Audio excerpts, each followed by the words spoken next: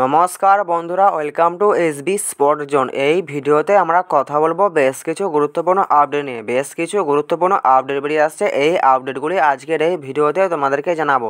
তো আজকের এই ভিডিওতে যে সকল ক্লাবগুলিকে নিয়ে আপডেট বেরিয়ে আসছে সেগুলি হলো মোহনবাগানকে নিয়ে বেশ কিছু গুরুত্বপূর্ণ রিমোট বেরিয়ে আসছে। তো যে রিমোটগুলো বেরিয়ে আসছে সেগুলো তোমাদেরকে জানাবো। এছাড়াও ইস্টবেঙ্গল এফসিকে নিয়ে বেশ কয়েকটা আপডেট বেরিয়ে আসছে। এছাড়াও মুম্বাই সিটি এফসিকে নিয়ে একটা আপডেট বেরিয়ে আসছে। তো আজকের এই ভিডিওতে তোমাদেরকে এই ক্লাবগুলোকে নিয়ে যে আপডেট বেরিয়ে আসছে এই আপডেটগুলো তোমাদেরকে জানাবো। তো চলো বেশি দেরি না করে ভিডিওটা শুরু করা যাক। প্রথমেই আমরা কথা বলবো মোহনবাগানকে নিয়ে। তো মোহনবাগানের প্লেয়ার নুনো রেইস এবং দিমিত্রি পেত্রাতস, তো এই দুইজন প্লেয়ারকে নিয়ে যে রিমোটগুলো বেরিয়ে আসছে সেগুলো তোমাদেরকে প্রথমেই জানিয়ে দিচ্ছি। তো নুনো রেইসকে নিয়ে যে আপডেটটা বেরিয়ে আসছে, মানে যে রিমোটটা বেরিয়ে আসছে সেটা হলো যেটা জানতে পারা যাচ্ছে যে অনেক জায়গা থেকেই বলা হচ্ছে যে নুনো রেইসকে নাকি এবার মোহনবাগান ম্যানেজমেন্ট তারা আইএসএলের জন্য রেজিস্টার করাতে পারে দিমিত্রি পেত্রাতসের পরিবর্তে। তো এরকমই একটা রিউমার ঘোরাফেরা করছে কাল থেকে যে দিমির বদলে নুনোকে আইএসএলে রেজিস্টার করানো হবে এবং দিমিকে মোহনবাগান ম্যানেজমেন্ট তারা ছেড়ে দিতেও পারে। এরকমই সব রিউমার দিমি এবং নুনোকে নিয়ে বেরিয়ে আসছে আগামীকাল থেকে। এরপর ব্যাপার হলো এটাই যে আমার কাছে নুনো রেইসকে নিয়ে এখনও পর্যন্ত যে আপডেটটা আছে সেটা হলো যে নুনো রেইসকে এখনও পর্যন্ত আইএসএলে রেজিস্টার করানোর মতন কোনো প্ল্যান নাই মোহনবাগান ম্যানেজমেন্টের। তো যারা এই রিউমারগুলো ছড়াচ্ছে যে দিমির বদলে নুনোকে এবার রেজিস্টার করাতে পারে, তো সেই সব আপডেট কথা বাদ দাও, কিন্তু নুনোকে এখনও পর্যন্ত আইএসএলে রেজিস্টার করানোর মতন কোনো প্ল্যান নাই মোহনবাগান ম্যানেজমেন্টের কাছে। এরপর আমরা যদি দিমিকে নিয়ে কথা বলি, তো দিমিকে নিয়ে আগামীকাল থেকে যে রিউমারগুলো ঘোরাফেরা করছে সেগুলি হলো দিমিকে সামনের মরশুমে মোহনবাগান ম্যানেজমেন্ট তারা ছেড়ে দিতে পারে। এছাড়াও দিমির বদলে আইএসএলে নুনোকে রেজিস্টার করানো হতে পারে মোহনবাগান ম্যানেজমেন্টের তরফ থেকে। এরকমই আপডেট বেরিয়ে আসছে। এরকমই সব আপডেট আগামীকাল থেকে অনেকেই শেয়ার করছে বা অনেকেই পোস্ট করছে। কিন্তু তোমাদেরকে একটাই কথা বলবো যে দিমিকে ছেড়ে দেওয়ার মতন এখনও পর্যন্ত মোহনবাগান ম্যানেজমেন্টের কাছে কোনো প্ল্যান নাই। আরও একটা ব্যাপার হলো এটাই যে এই মরশুমেই নাকি মোহনবাগান ম্যানেজমেন্ট তারা দিমির বদলে নুনোকে আইএসএলে রেজিস্টার করাতে পারে। এরকমই একটা রিউমার আগামীকাল থেকে বেরিয়ে আসছে। দেখো, এরপর ব্যাপার হলো এটা যে রিউমার বেরিয়ে আসে এটা একদম ঠিক কথা, কিন্তু এটা একদম একটা ফেক রিউমার। তো এর কোনো সত্যতা নাই। মানে রিউমার অনেক রকম রিউমার বেরিয়ে আসে, কিন্তু এটা একদম ফেক রিউমার, এর কোনো সত্যতা নাই। তো এইসব কথা কেউ কান দেবে না। দিমি এই মরশুমে যেমন রেজিস্টার আছে, তিনি এই মরশুমে রেজিস্টার থাকবেন, তাকে আনরেজিস্টার করানো হবে না। এরপর ব্যাপার হলো এটাই যে দিমিকে সামনের মরশুমে মোহনবাগান ম্যানেজমেন্ট তারা ছেড়ে দিতে পারে। তো আমরা যদি এই বিষয়টা নিয়ে কথা বলি, দেখো ব্যাপার হলো এটাই যে এই আপডেটটা নিয়ে আমার কাছেও এখনও পর্যন্ত সঠিকভাবে কোনো সঠিক আপডেট নাই। কিন্তু আমার তরফ থেকে মানে আমার যেটা মনে হয়, আমার মনে হয় না যে মোহনবাগান ম্যানেজমেন্ট তারা দিমিত্রি পেত্রাতসকে সামনের মরশুমে ছেড়ে দেবে।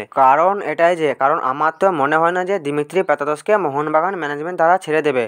ব্যাপারটা হলো এটা যে দিমিত্রি পেত্রাতস তিনি হয়তো এই মরশুমে তিনি তার সেরা ফর্মে নাই।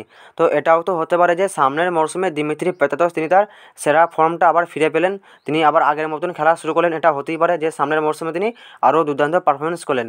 হ্যাঁ, এরকম অনেক সময় হয় যে অনেক প্লেয়ার তারা একটা মরশুমে খারাপ পারফরমেন্স করলেও তারা পরের মরশুমে অনেক ভালো পারফরমেন্স করেন। এরপর ব্যাপারও এটাই যে মোহনবাগান ম্যানেজমেন্টের সঙ্গে দিমির এখনও কন্ট্রাক্ট আছে। তো আমার তো মনে হয় না যে মোহনবাগান ম্যানেজমেন্ট দিমির মতন প্লেয়ারকে এত সহজে ছেড়ে দেবে।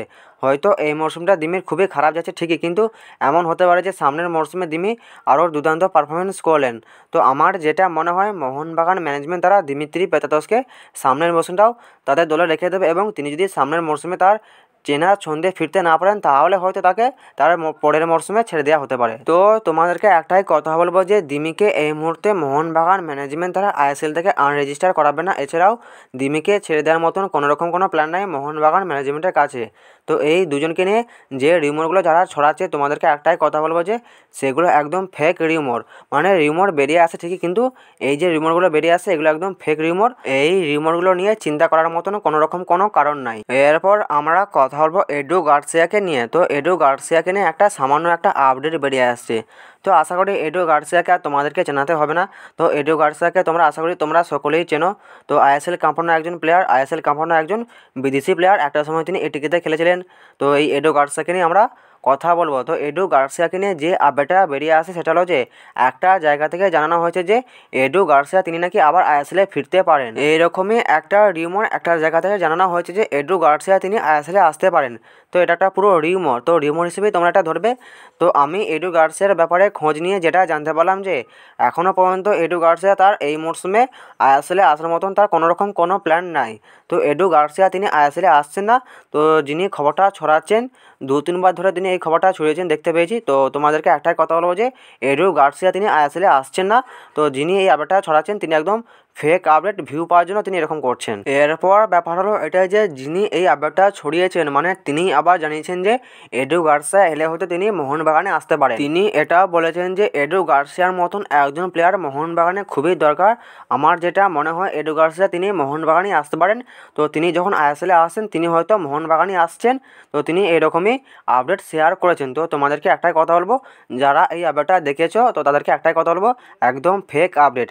তো এইসব আপডেটটা কেউ কান দেবে না। এরপর আমরা কথা বলবো মুম্বাই সিটি এফসিকে নিয়ে। তো মুম্বাই সিটি এফসিকে নিয়ে যে আপডেটটা বেরিয়ে আসছে সেটা হলো যে মুম্বাই সিটি এফসি বিদেশি প্লেয়ার ইউএল ভ্যান নিফ, তো এই বিদেশি প্লেয়ারটির সঙ্গে মুম্বাই সিটি এফসি দ্বারা 2 বছরের চুক্তি বাড়িয়ে নিয়েছে। তো এই প্লেয়ারটির সঙ্গে মুম্বাই সিটি এফসির 31 মে 2025 চুক্তি শেষ হয়ে যাচ্ছিলো। তো এই প্লেয়ারটির সঙ্গে চুক্তি শেষ হওয়ার আগেই মুম্বাই সিটি এফসি এই প্লেয়ারটির সঙ্গে আরও 2 বছরের চুক্তি বাড়িয়ে নিল।